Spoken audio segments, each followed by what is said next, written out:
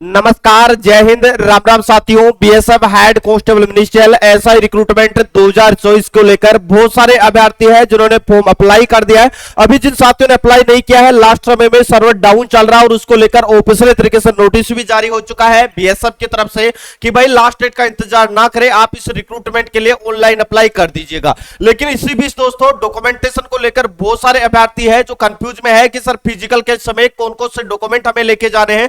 हमने फॉर्म भरते समय स्टेट का जो सर्टिफिकेट है वो अपलोड किया है।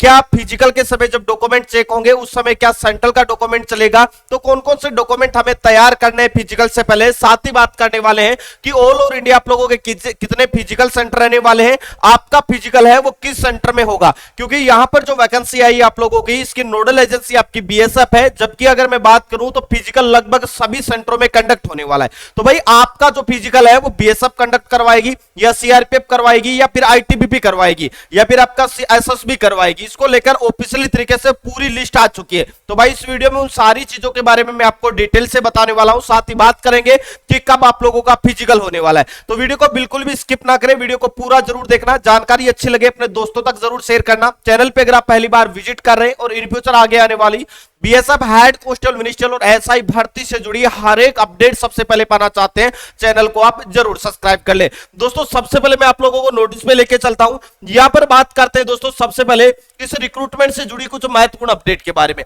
देखिए अगर मैं फिजिकल की बात करूं तो ये आप लोगों के एग्जाम के और फिजिकल के सेंटर बनने वाले। भाई अगर मैं बात करूं तो ऑल ओवर इंडिया 40 आप लोगों के फिजिकल के और एग्जाम के सेंटर बनाए गए। मतलब जाहिर सी बात है कि आपका फिजिकल में ज्यादा समय नहीं लगेगा। जिस दिन आपका फिजिकल शुरू होगा लगभग आप मान के चले कि 15 दिन के अंदर अंदर आप लोगों का फिजिकल कंप्लीट करवा लिया जाएगा। और फिजिकल के बाद में रिटर्न के लिए भी आपको ज्यादा समय नहीं मिलेगा, क्योंकि एक ही दिन में सभी अभ्यर्थियों का रिटर्न एग्जाम है वो कंडक्ट करवा लिया जाएगा। तो ऐसे में बहुत सारे साथी ऐसे हैं जिनको डॉक्यूमेंटेशन को लेकर लगातार उनके डाउट्स बने हुए हैं। सर कौन कौन से डॉक्यूमेंट हमें तैयार करने, स्टेट का कास्ट सर्टिफिकेट लगेगा या सेंट्रल का कास्ट सर्टिफिकेट लगेगा, और कास्ट सर्टिफिकेट लगेगा तो किस डेट से पहले का बना होना चाहिए। इन सारी चीजों के बारे में मैं आपको चर्चा कर रहा हूं। उससे पहले मैं आपको बता दूं, अगर आपका भी सपना इस बार बीएसएफ हेड कांस्टेबल मिनिस्ट्री में भर्ती होने का, तो भाई आप लोगों के लिए बहुत अच्छी वैकेंसी है। और अगर एसएससी जीडी से भी अगर कोई आसान सिलेक्शन मिलता है तो हेड कांस्टेबल मिनिस्ट्री में मिलता है।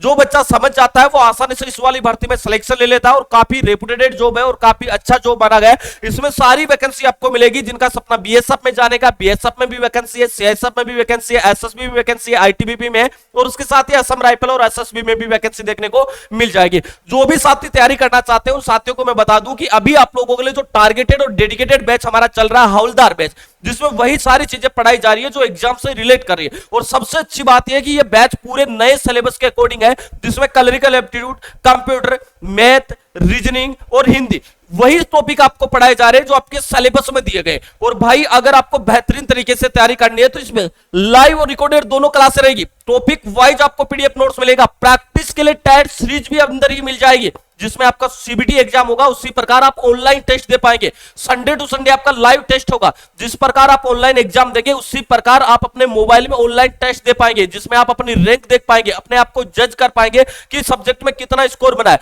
ऑल इंडिया कितने कैंडिडेटों ने एग्जाम दिया है और मेरी रैंक कितनी आई है। ये सारी चीजें इसमें आप देख सकते हैं। और अभी भी इस पूरे कोर्स में 50% की छूट चल रही है। और सबसे अच्छी बात है कि जब तक फाइनल सिलेक्शन होगा तब तक आप तैयारी कर पाएंगे, वो भी मात्र 499 रुपए में।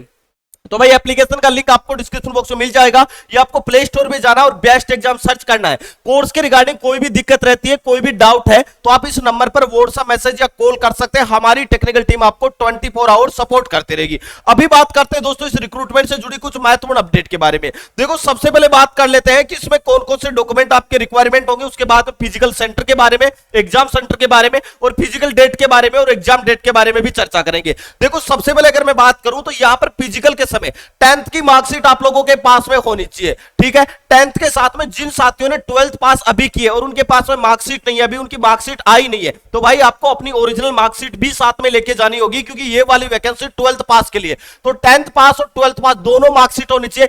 डोमिसाइल सर्टिफिकेट, जिसे मूल निवास प्रमाण पत्र कहते हैं, डोमिसाइल सर्टिफिकेट, ये आपके पास में होना चाहिए। कुछ राज्यों में इसे पीआरसी बोला जाता है, परमानेंट रेजिडेंशियल सर्टिफिकेट। ये आपके राज्य में जिस प्रकार के फॉर्मेट में बनता है उसी फॉर्मेट में होना चाहिए, क्योंकि अलग अलग राज्यों में अलग अलग तरीके से डोमिसाइल सर्टिफिकेट बनते हैं। जिस फॉर्मेट में आपके राज्य में बन रहा है उसी फॉर्मेट में होना चाहिए, ठीक है।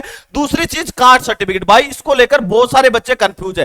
कास्ट सर्टिफिकेट को लेकर जाति प्रमाण पत्र इसे बोला जाता है, जो आपका लगता है ईडब्ल्यूएस कैंडिडेट का, उसके साथ ही ओबीसी वाले कैंडिडेट का, उसके साथ ही एससी का और उसके साथ ही एसटी का। जो बच्चे जनरल कैटेगरी से बिलोंग करते हैं उनको बिल्कुल कंफ्यूज या घबराने की जरूरत नहीं है, आपका कास्ट सर्टिफिकेट नहीं बनता है। केवल ईडब्ल्यूएस, ओबीसी, एससी और एसटी का ही कास्ट सर्टिफिकेट बनता है। अब आपने फॉर्म भरते समय स्टेट का कास्ट सर्टिफिकेट लगाया है, लेकिन मैं आपको बता दूं जितने भी सेंट्रल गवर्नमेंट की वैकेंसियां होती है उसमें सेंट्रल का सर्टिफिकेट होना चाहिए। अब आप बोलेंगे सर स्टेट और सेंट्रल में कास्ट तो एक ही होती है। देखो मैं एक चीज बता दूं आपको, भाई बहुत सारे राज्य ऐसे हैं, जैसे कि राजस्थान की अगर मैं बात करूं तो राजस्थान में जो जाट है वो ओबीसी में आते हैं, लेकिन मैं अगर भरतपुर के जाटों की बात करता हूं तो वो सेंट्रल, वो आप लोगों के जनरल में आते हैं। तो भाई अगर मैं बात करूं कुछ राज्यों में ऐसा होता है कि स्टेट में अलग आरक्षण मिलता है, सेंट्रल में अलग आरक्षण रहता है। तो इसीलिए भाई सेंट्रल का सर्टिफिकेट आपके पास में होना चाहिए। अगर आपने स्टेट का लगाया आपका फॉर्म रिजेक्ट नहीं होगा, आपको स्टेट का तो साथ में लेके ही जाना है, लेकिन साथ में सेंट्रल का भी सर्टिफिकेट लेके जाना है।